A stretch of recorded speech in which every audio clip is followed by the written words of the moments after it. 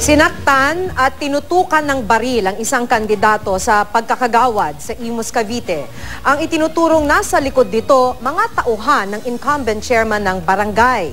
Makibalita tayo live kay Ian Cruz. Ian? Yes, Maki, bago yung balitang yan, mabanggit ko lang ay generally peaceful ang sitwasyon dito sa Botohan, dito sa buong lalawigan ng Cavite. Sa katunayan nga, Maki, ay nagsara na yung karamihan sa mga presinto dito sa Bukandala Elementary School. At dito nga sa kinaroroonan natin, itong Precinct 373A and B, papasok tayo. Makikita natin si Chairman Michelle ay... nakikita natin na nagbibilang na ng mga balota na nakapasok doon sa ballot box.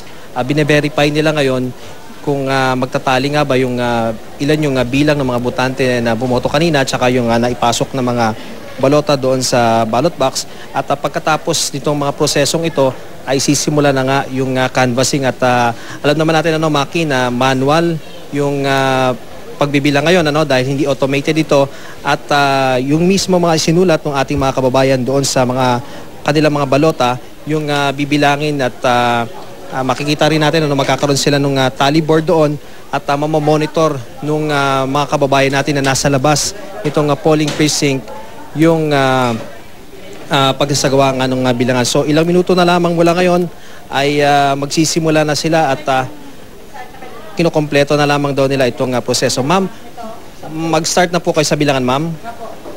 So, ayan na kompleto na raw lahat, Maki, yung proseso, kompleto at ali rin yung bilang at makukumpleto na nga at ito magsisimula na nga sila.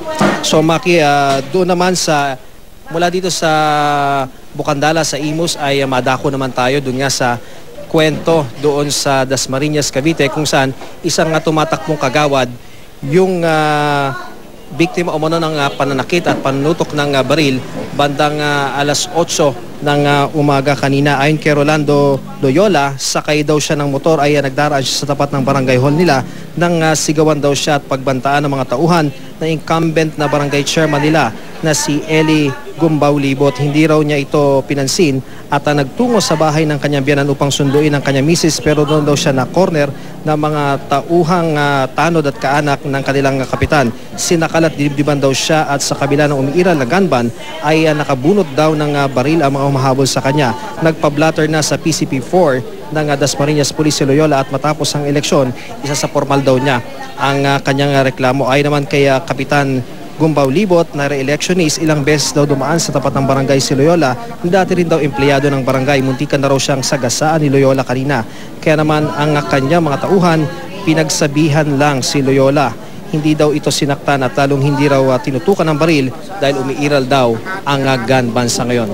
Makibalik dito sa Bukandala 1, dito sa Imus, sa ngayon nga marinig na natin na nagbibilang na itong chairman nila na si Chairman Michelle ng mga boto mula doon nga sa binabasa niya doon sa mga balota. Sa ngayon ay yung isa sa mga member niya ay siya namang nagtatala ng mga boto manually doon sa pinaka-tally board habang pinabanggit yung mga pangalan ng mga kandidato na naiboto ng ating mga kababayan dito sa Imus, Cavite. Maki? Maraming salamat sa iyo, Ian Cruz.